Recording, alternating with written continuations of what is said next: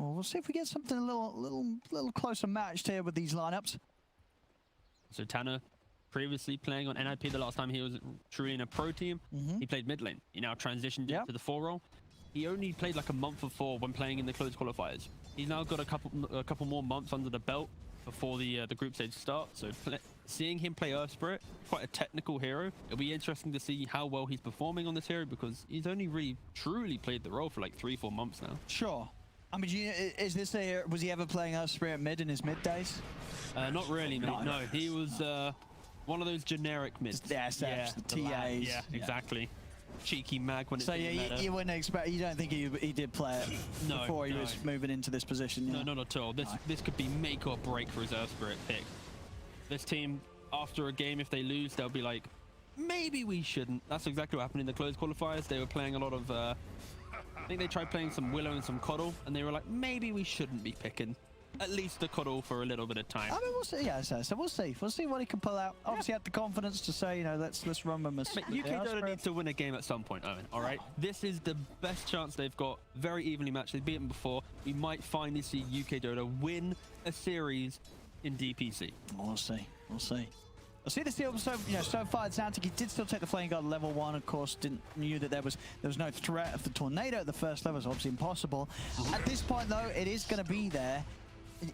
He just took the first point for that first wave, and then you don't put any more points in, or is there a chance he is actually still going to skill it here? I think he might potentially. Again, I've not really seen Ember Invokers recently, but he might still skill it for the idea of play lane without it. Sure. And then he can retreat to jungle and still farm up. But yeah, now going for 2 points. Like, as you said, it's just a casual point to play the initial wave, get that early XP advantage, and then he can still jungle a small camp with it pretty effectively. Any more points, I think he might be a bit upset when he does get tornadoed. I'm looking at the side lane setups. Anybody going to have any struggles here in the laning stage? I think it's all about the supports in these games. Like there's so many tanky heroes being picked in the patch right now that it's all about who can kind of poke and prod first. And Xibbe getting the courier kill here as Tanner tries to pull the creeps over. So the ones who are most at risk, it's going to be this Fishman in the bot lane. If he ever steps up, gets Earth Spite into Centaur Stomp, that could be a kill threat. And then if Tanner is out of position, might get daggered into an impetus down. But no one really dies anymore in the laning phase. It's not really that ruthless. Unless there's a 5-man smoke for the bounty rune, where you get a little bit of an advantage at first blood. No one really dies anymore. Yeah, I mean, do you feel we've been seeing less tri lanes now? Yeah, for sure. It's just been very much 2-1-2. And why is that? Is that something to do with the map change, or? I think it's the heroes being picked. It's harder to leave a hero on an island. There are scenarios where when you get a Vanguard, you can do it, but starting purely with 2-1-2, it doesn't work out. Like we saw, I think, OG series yesterday, Seb, he's playing this off-lane ET by himself. Yeah. He had like no CS, right? It was just an impossible game for him. And I think the way that we see people play right now, it's play strong lanes and then collapse the map like around a core timing. And having one core who's in recovery mode, that has this domino effect where everyone's now in recovery mode because you can't make that smoke play, you can't move aggressively. So static 2-1-2, it helps. Unless you have this amazing matchup that you can play into. Really nice tornado from Supream. I mean, surely in situations like this for adzantick, it's never... why press the Flame Guard? I mean, I guess you force out the tornado? He just wanted Supreme to be happy. But yeah, he shouldn't be pressing it realistically. If you wanted to try and make some 5-head scenario there, it's like I use Flame Guard to bait out an early tornado to then prevent the tornado being used on the roll coming in. But it was kind of synced up for the same timing, so that play wasn't really ever recurring. So far, though, the farm continuing to be very close to the mid lane. And Supreme getting a nice dodge of the EMP, though, from adzantick. Will avoid having his mana being taken away.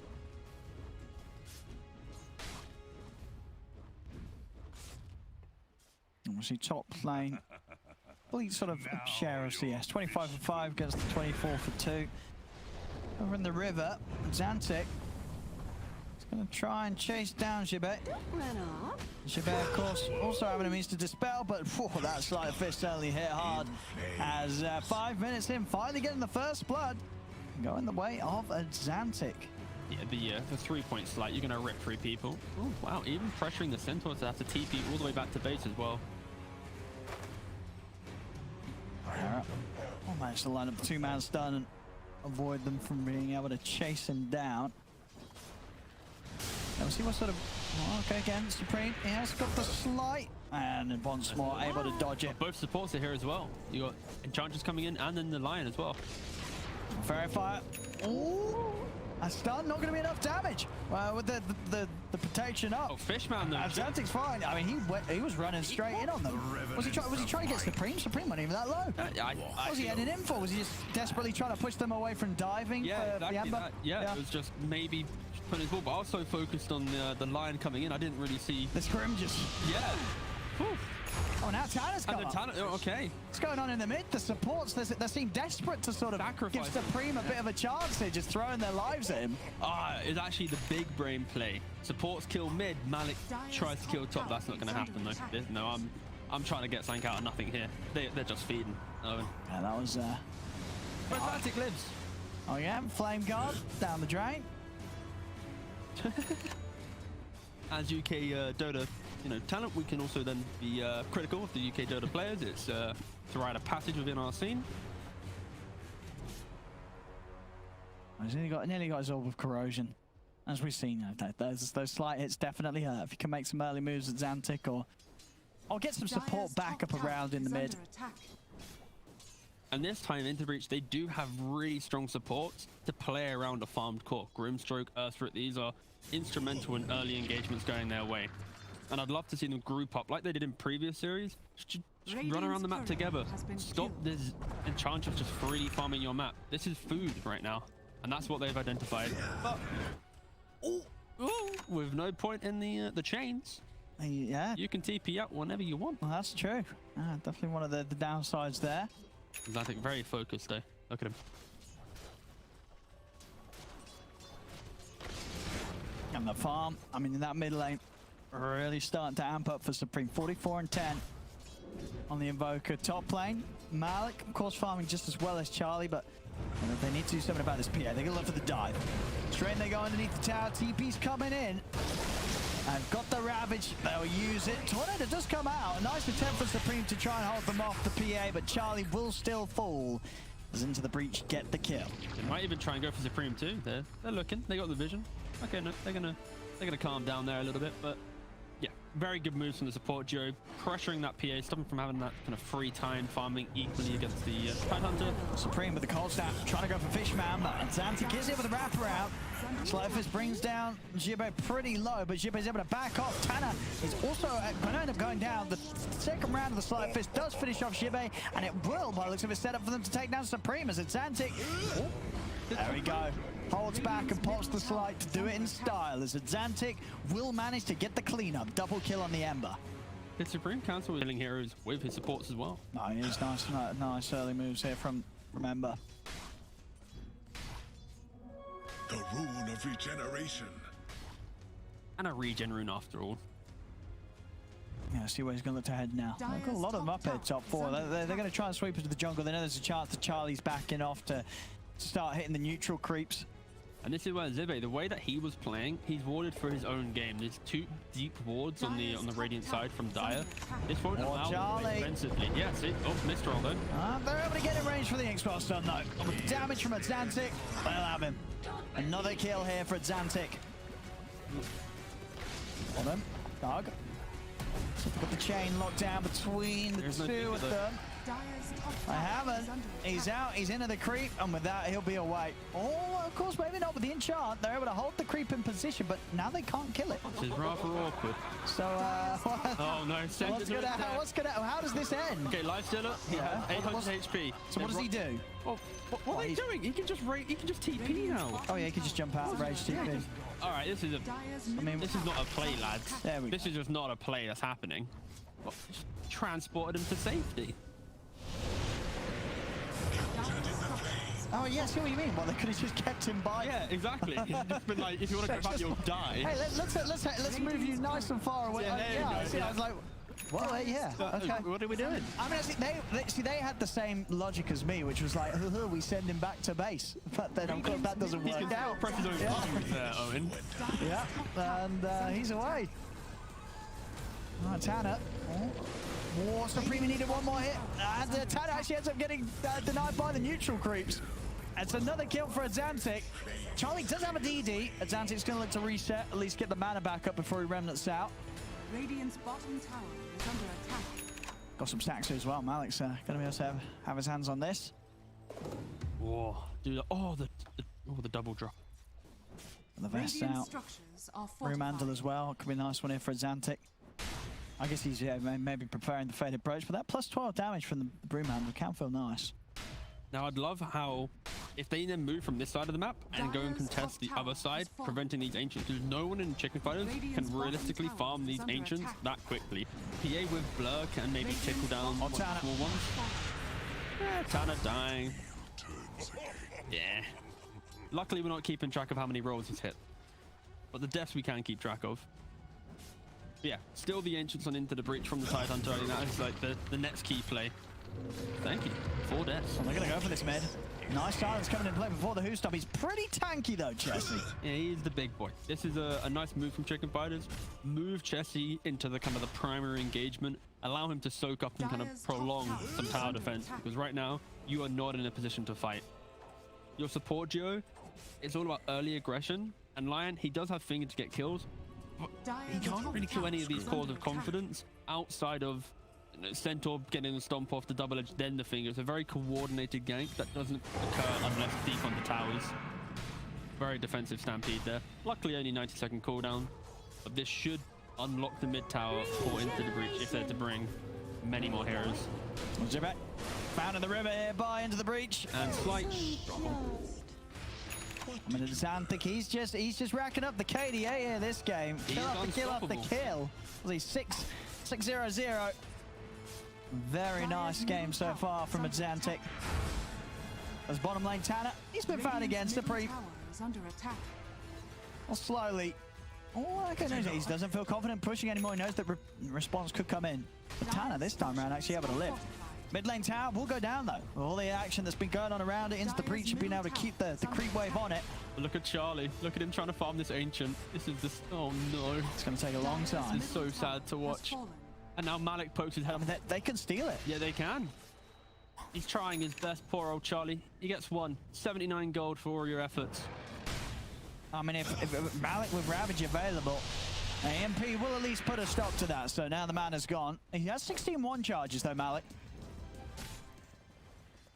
So it's TP in as well. They're looking for the fight. You want to push in here. You don't want to let the Ancients go the way of Chicken Fighters. You want to really take this away from them. And Charlie's like, you know what, guy, I'm not even going to try. I've just given it a good shot. Spent about 20 seconds getting 79 gold. He's off to the other side of the map. Yeah, they're just going to concede the Ancients. Really unfortunate for Chicken Fighters. Oh, nice hex. Yeah, now for the turnaround potentially. Chessie's trying to run up to the high ground.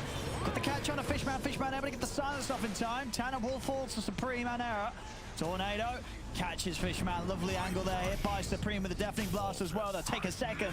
I'll turn their efforts over towards Malik. Malik, he has been left behind here as there's no fight to be had around the tide as he's tanky. I mean, he is tanky. Can they actually finish him off? It looks like they may struggle. Yeah, Malik, they can't kill him. The four of them can't deal with the tide. Malik's able to just walk away. A lack of taunting though from the Tidehunter. Maybe Malik doesn't have it equipped, but that is a prime moment to start, you know, swimming on your back there. We'll see this as well from thugitoO. He's up against a PA. He's having a lot of space. He's just going to simply rush the MKB here after the phase boots. It allows them to have such a really, like, a clean timing, right? Like, what does the PA do in these fights? You turn up next to a rage lifesteal, you're going to get slapped. Yeah, you're just going to get torn apart by thugitoO in every single play that you attempt to make, and for a long time as well. You know, of course, you're going for this Battle Fury build-up as expected on Charlie. Yeah, after that, he's going to need one or two items to be able to just have the damage and survivability. And even then, yeah, he steps in range of this lifestealer. Thug's going to tear him apart once the MKB's done on lifestealer. And then the river, Xibbe. Gonna have Supream trying to back him up, but Xibbe goes down. Chessie leading in, trying to chase down Fishman with the Stampede. Will be able to get on top of him. Charlie's able to jump in with the crit. They bring down Tanner. Fishman's still alive. Actually able to turn with another nuke. The Sunstrike off the mark as Fishman, he's alive. Malik and adzantick, they run down Chessie. They bring him out. They got the Ravage. The Supream was trying to step past them over the Ghost Walk, but they had the detection. The Ravage comes out. Will manage to throw out the Tornado to take down Fishman with him. That's another core kill though for Into the Breach, as Into the Breach's cores just continue to have a greater and greater game. thugitoO 1500 above any other core right now. And then the Lion is going under vision, gets slight changed into a roll. I will have my revenge. I think the most interesting thing from this, not only is it the aggression of Into the Breach, but it's Grimstroke. His skill build right now is pretty unique.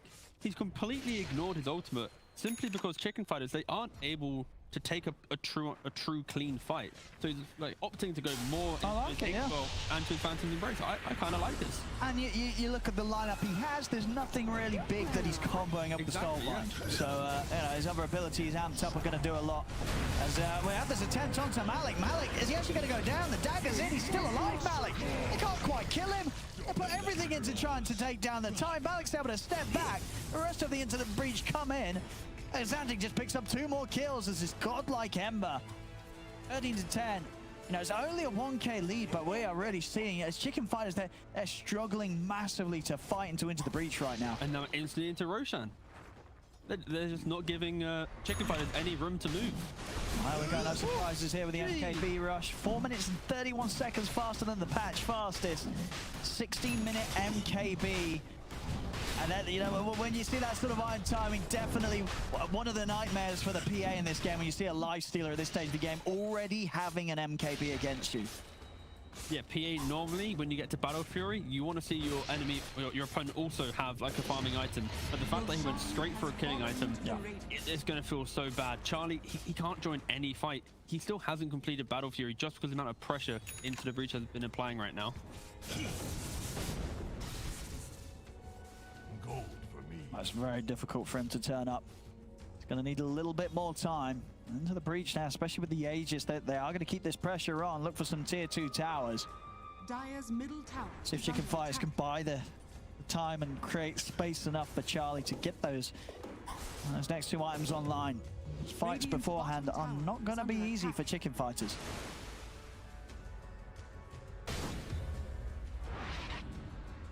You know, 17-minute Battle Fury.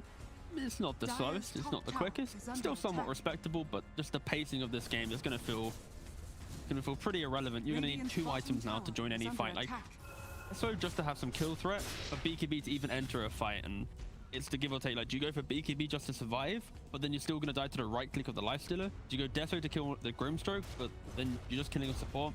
Really difficult position for Chicken Fighters, and they can't really rely on anything else because both Lion and Enchantress, they're just dying. Yeah, they're just dying. They thrive on forward aggression, playing into a map moving in their direction.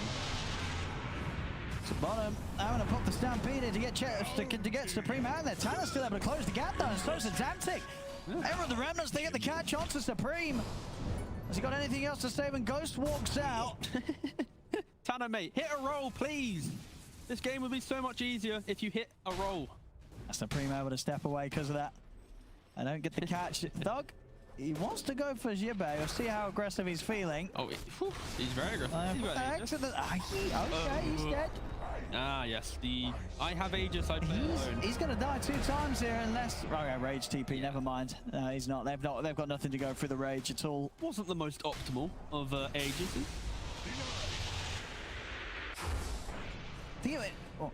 Was he coming to an end though? I saw there was 10 seconds. Was there minutes on top of that as well on the Aegis timer? I think it was like 3 minutes. Oh, okay. Okay, it's quite a bit there. Quite some hefty amount of time on that one.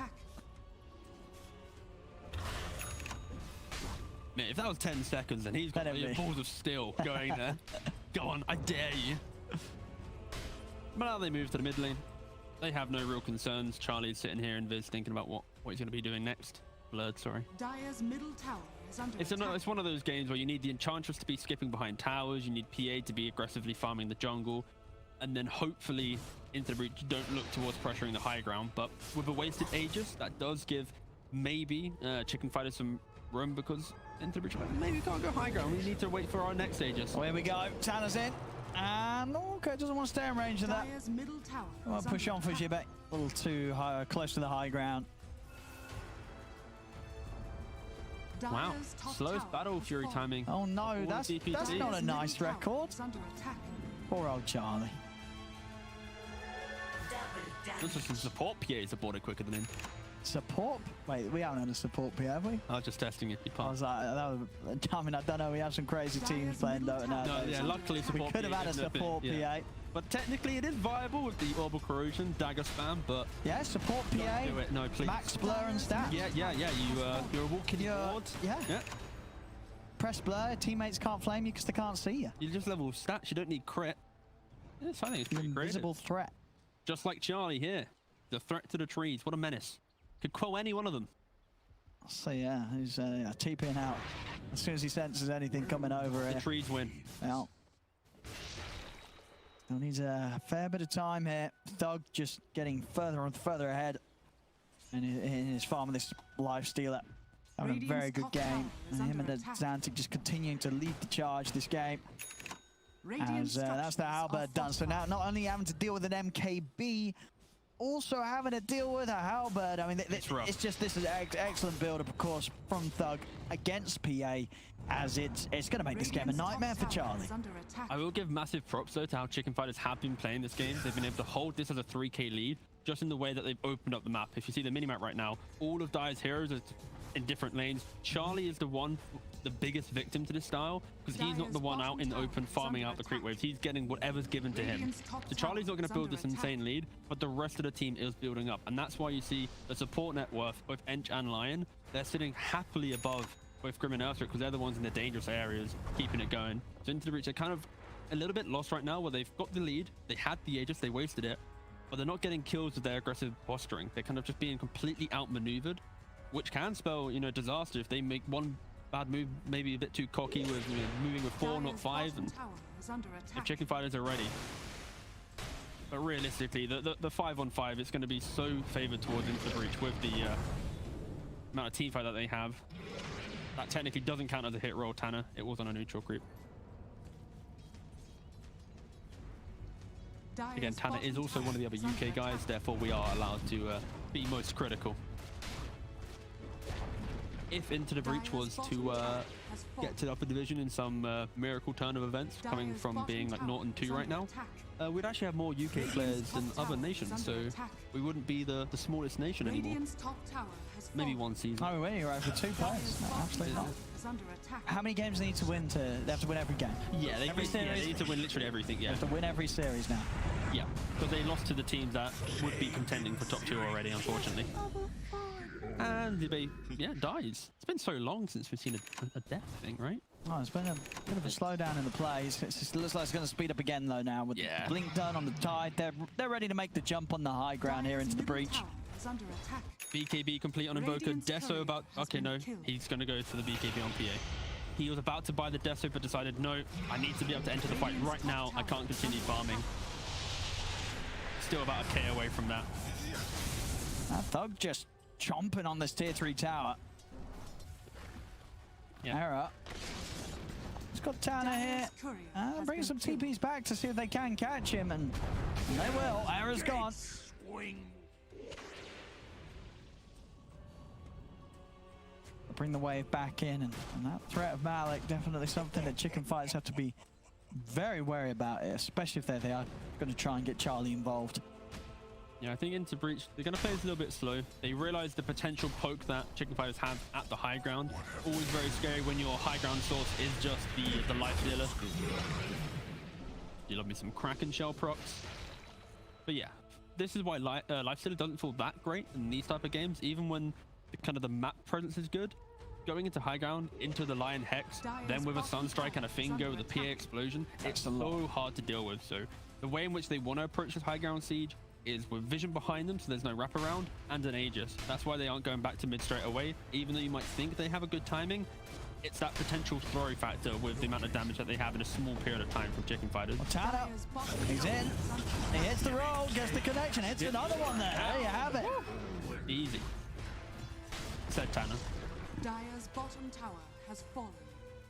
Another tier 2. And now with Lion dead, there isn't that fear of that instant lockdown into that burst. So Yeah, they could commit. yeah, Dire's bottom they can now tower just go is straight for the under high attack. ground. Radiant's top tower is under He attack. just completed the BKB, so in 17 seconds, and a big timing. There we have it. They're in straight away on it. Chessie's got to get out. Foster Stampede is on the retreat. Tanner, what? Tanner, he's out. All right, Tanner just going straight in for that. I mean, now... He's like, no, take me, guys. don't forget me. I mean, they're now a man down, so that'll probably cause them to back off there. Okay, it's a bit of a fake back here, Yeah, one of Malik. them ones. Does he want to go back in? They are Does he playing wanna for make the jump? BKBs. It would be risky. It would That's be very very risky. risky. Go on, lads, do it. They're going to jump. Posturing. Come on, Malik. Start shuffling. He's closer. not going to jump. He's not going to jump. Oh no, for more. Oh no, we should just turn off. Only have dire vision. Let's just, you know, not see anything. Let everyone be surprised if they jump. Ooh. Yeah, they're still not I promise to the tell you if they're tide. backing away. Okay, no, they're still in the area. I can assure you that a jump might occur. Tide's still out of vision, so they don't quite know where Malik is. They're heading up to the high ground. Ooh, they see nothing. I mean, they're just poking here into the breach. Tanner's back in the game. He's going to be rejoining from the outpost. And they've got the jump on Thug. Thug strikes out. Thug's in trouble. He's able to get the rage off in time. They're heading over with the dagger. Tanner running in for the back. Malik, he's coming over. Supreme's already put the BKB. Turns over towards Tanner. Charlie jumping in as well. Tanner will get brought down. BKB starting to come to an end though. They have to be a little careful as Supreme's trying to retreat, but with the BKB ending, adzantick, he's able to get him with the chains onto Supream. Supream, he gets out with the ghost swap, but it doesn't matter. A Ravage comes out. They wanted him dead for sure. I mean, he was already dead before the tentacles were there. Doubly dead now. Xibbe, another catch here from adzantick. The chains will grab him. Xibbe, he can't run from the lifestealer. Thug steps in, takes him out. Now, I absolutely love how we watched that fight there, because the way chicken fighters entered the area, that map was so dark. They saw absolutely nothing. And just to kind of give you a little bit of a backstory to where Tide, he'd gone to the mid lane. He'd ended over there. He'd not shown anywhere. He just ran off to the mid. And chicken fighters had the kind of the strength to try and go there. They were so lucky Tide wasn't just positioned to kill them instantly. But yeah, just the guts to go into that location is so scary. And with a whiffed Ravage, they're going to be waiting for the next Roshan, which is now available. Sporting a shard as well. And the cheese.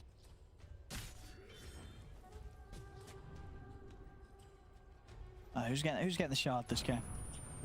Anchor Smash is pretty cool. Yeah. Get more building damage. That'd be nice for the siege. Grim's already got one. Ember Spirit's already got one. There we go. Open Wounds, it's alright. Bit naff though, don't think it's that Yeah, great. that's not... There's a Stampede available, so doesn't feel great. I'm going to try and smoke up and do something before that chance is there for Into the Breach to head into the pit. Ravage is on cooldown for another 60 seconds. A pretty good window for chicken fighters to try and claw back some of this game. Radiant are scanning. And Into the Breach did struggle to truly contest Roshan in game 2. So that's maybe what chicken fighters are kind of trying to lean on, just their ability to just maybe outplay at the Roshan pit. Of course, very hard when you are 7k down. They're just going straight for it themselves. Ravage is available in 35. Surely Into the Breach are right. Okay, smoke just broke. Yeah, they're going to do something about this, surely. I mean, it's falling quickly. Ah, let's check Roshan. Go on. It's getting low. There we go. He's going to run in. He's going to try and start the action, looking towards Chessie. Starbites out, looking at the two of them. He turns over towards the PA. Charlie's going to try and run. He pops the player, the BKB to get out of there. Malik jumping in on the backlines. Charlie's so low right now. Turns over towards Thug. They've got the finger. They take him out, but they've lost 3. Buybacks coming out straight away for the two of them. Arrow will also fall. They've had to use 2 buybacks here, chicken fighters, in an attempt to get back in on the action, but Supreme's in trouble. They're in on top of him. Invoker will fall. I think that needs to be tagged up as the most ambitious Roshan of this season DPC. That was, whew, that was bold. As you said, you know, they knew that there was no Ravage, but you think even with that in mind, you can't go for it like that. So we see at the start of this play, you know, Thug just pokes his head in, and he's like, all right, what's happening here? And it's that disconnect. It's the fact that you have this MKB on the lifestealer. He's able to shred Charlie to near no HP. He does a great job at eventually turning around and getting some kills, but like realistically, I feel like maybe if they make this kind of audacious play, they need someone to body that smoke. They need someone to actually be deep on into that range. So you can't just allow the lifestealer to appear again in the middle of the pit. Yeah. Like, send good old Bambi, the Enchantress. Just throw him into the enemy line. Oh, he's look at him, so focused, adzantick. Bless him. Doesn't even crack a smile after killing him. Ruthless. Yeah, just by focusing. I mean, they're on the verge of getting the win. They're on the verge of taking the series here against Chicken Fighters. But no, yeah, for sure. I feel like when you try and do those type of sneak plays, the idea of tanking the smoke and just prolonging the engagement is always optimal. And unfortunately for them, this life, he was able to walk in with his great itemization, was able to chunk down that PA. And now into the breach. They have the Aegis too.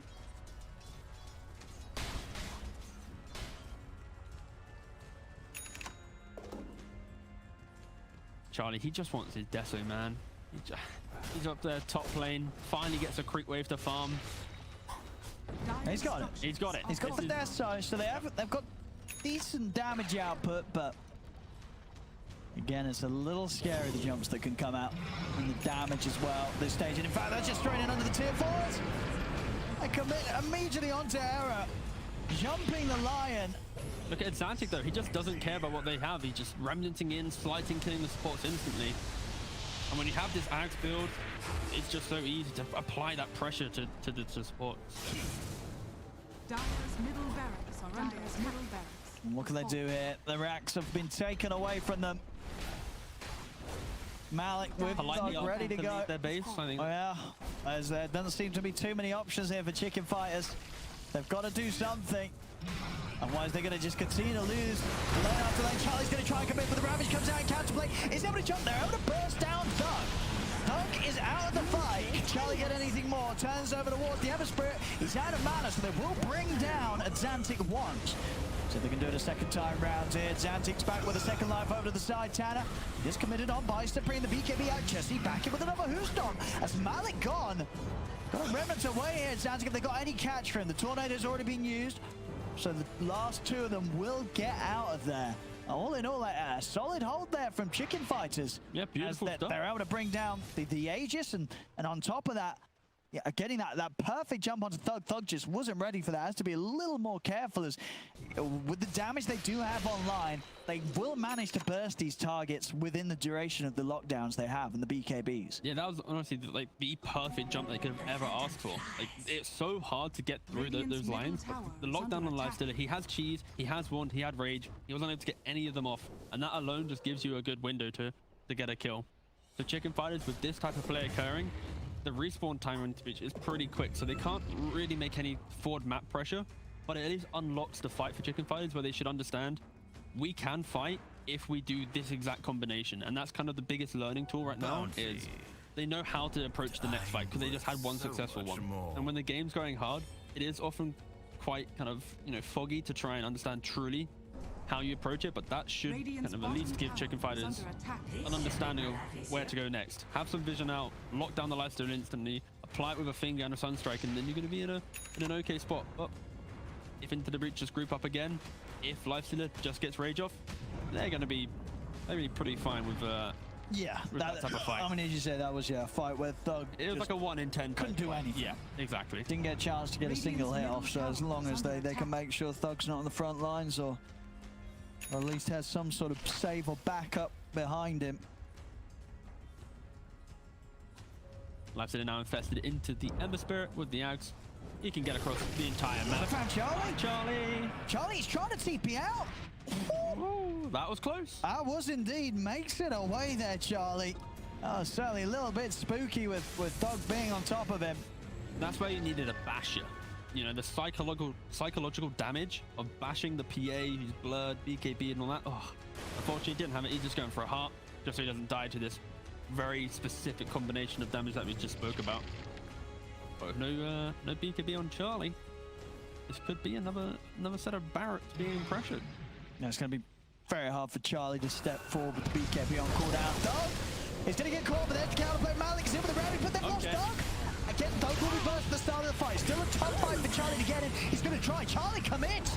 Charlie's dead. He has no BKB. I mean, he went for it. Both carries just adzantick's just played it up. He's got an ultra. And they've got a need detection for Supreme. They've got the dust out. Another misroll. Let's see if they're able to get it for adzantick. Oh, he doesn't. Oh, Tanner steals the rampage. Flipped out there from adzantick to Tanner. I'd be kicking Tanner off this series, that's for sure. He's not hit a single roll, and he stole the rampage. And he stole the rampage. How dare he? Oh no. UK Dota. Oh, even when we win, we lose. But that was, I mean, that not a great defense there from Chicken Fighters. It looked like a great start. I mean, Thug steps up, immediately dies. Yeah. But then Chicken Fighters, they decide to just go with it. And of course, yeah, Charlie, with his BKB on cooldown, he didn't stand a chance. As soon as he jumped in, he was dead. Oh, easy finger damage. Nice. That's now 3. Yeah, that fight was just the both carries kind of not respecting what the other team had to kill them. Like Chicken Fighters, they absolutely had to push on and take advantage of that. Like, you kill the lifestealer, you chill out. Yeah. You kill the lifestealer. Chill out. You're happy that he just fed. Yep. Pause for a second. Charlie goes, lads, wait 20 for a BKB. Smoke up and go. But yeah, just the need to apply pressure on the numbers advantage is probably one of the biggest issues with these kind of tier 2, tier 3 teams to some degree. It's the when you get a kill, you feel like, oh, we can just fight. You know, we're 5, they're 4, let's go. And unfortunately, there are some kind of key things that you need to lean on. And there, Charlie, he just got a little bit too happy with the fight and how it was going, and he paid the price. Oh, he certainly did. As he goes down, does mean it's going to fall in the territory of a game where Charlie will be queuing up the rapier. Looking for that big item to try and swing things around here for Chicken Fighters, as they're now down 2 sets of racks and down 15k gold against Into the Breach.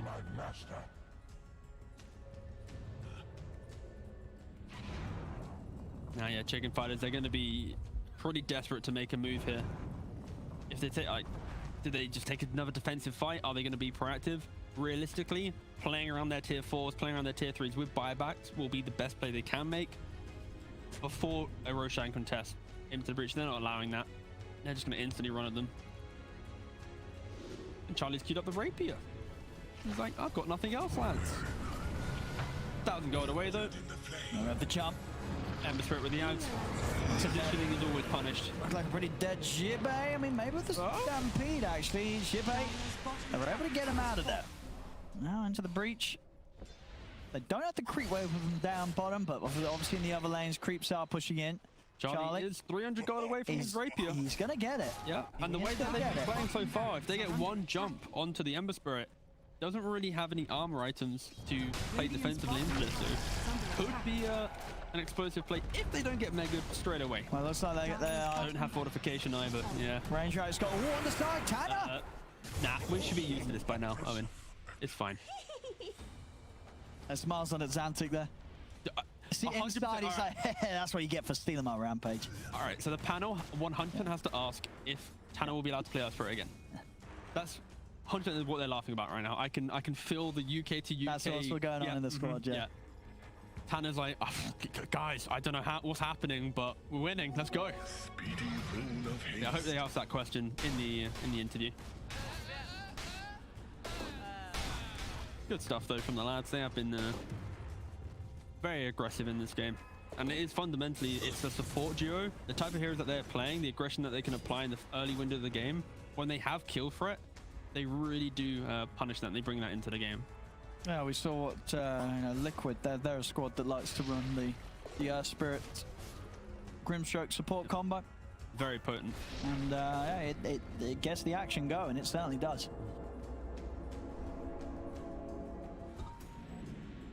Chicken Fighters luckily able to sneak out into the jungle and get a couple of the tier 4s, tier 4 neutral items.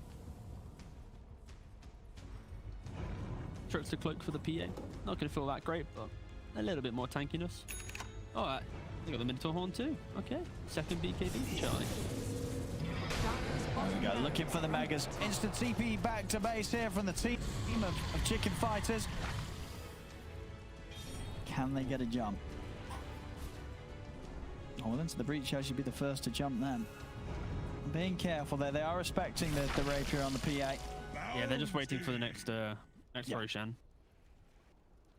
But this is still one of those games where if into the breach get mega creeps, it's not an instant win. They have the battle fury here, they have a way to deal with the waves, so they have to be very disciplined. My lines. Yeah, Fishman's dead. Fade. Chessie, ooh, thugitoO. quick with the rage there. Nearly getting caught out by the stun. We're going to see adzantick. He's going straight for the back lines. He's committing in on town, trying to remove the lockdown. They're in there, get the jump. They managed to jump. Charlie, he gets the magic immunity off. He's able to jump out inside, but he's so low. adzantick's going to look to run him down. Charlie's got to get out of it. Jumps back down to the low ground, but thugito's there waiting for him. Charlie's gone. Rapier on the floor. Thug will be able to pick that up. And with that said and done, that should be a GG. With the rapier falling into the hands of him. They've got some buybacks, so they'll give it one more shot here. They're going to give it a try for sure. But there's a rapier on Thug now, courtesy of Charlie. Just don't look at Charlie's inventory. Oh, can they blast him? Cataclysm? Oh, he's back up to full HP, Thug. And he's ready to go. In with the rage, over to Supream. Supream goes down. Chessie's going to try and run. Tanner able to lock him out. There's 3 dead. Charlie and Xibbe having to run back to base. And Xibbe, he won't make it that far. Triple kill for adzantick. Charlie is in the base. They're going to dive for him. As that'll be it. GG is called. As Into the Breach will take game 3. And with that, the series, it's theirs. 2-1 against Chicken Fighters after both the wins looking very, very good for the squad. I mean, both times around, especially in this game 3, things just falling apart a little bit for Chicken Fighters. They couldn't really get their footing, and in some of these situations where they were able to make something happen,